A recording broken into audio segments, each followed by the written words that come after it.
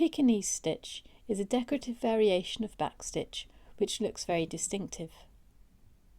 Begin with a row of backstitch to lay the foundation for the stitch.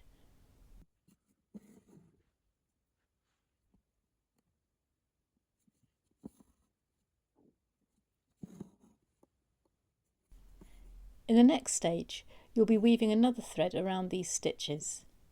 You can use contrasting or complementary thread colours, depending on the effect you're looking for.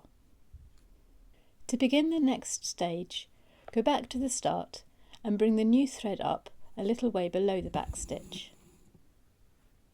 Take the needle underneath the second stitch without catching the fabric and gently pull the thread through. Now carefully loop the needle back underneath the first stitch. This part needs a bit of concentration. You can see that the needle goes underneath the green back stitch, but loops over the red thread that I'm working with. As you pull the thread through gently, you can see that it forms a loop around the base stitches.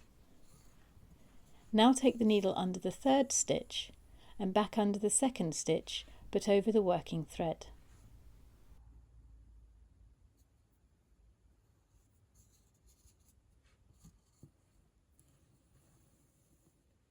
Continue to wrap the back stitch in the same way all along the line, pulling the thread through gently so that the loops form evenly.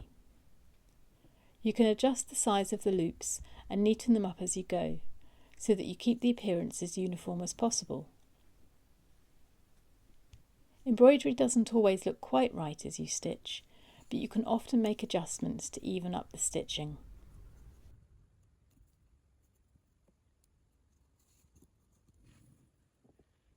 As the red thread is mainly secured by the stitching rather than the fabric, each new stitch affects the ones already made, so I'm having to tweak the thread as I go to keep it neat.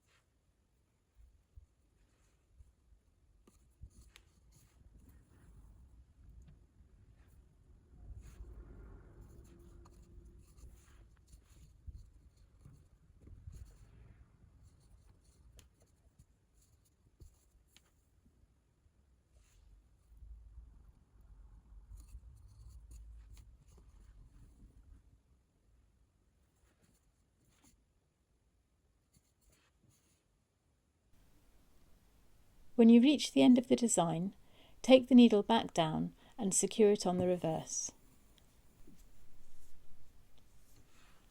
You can check that the stitches look even before you finish the stitching.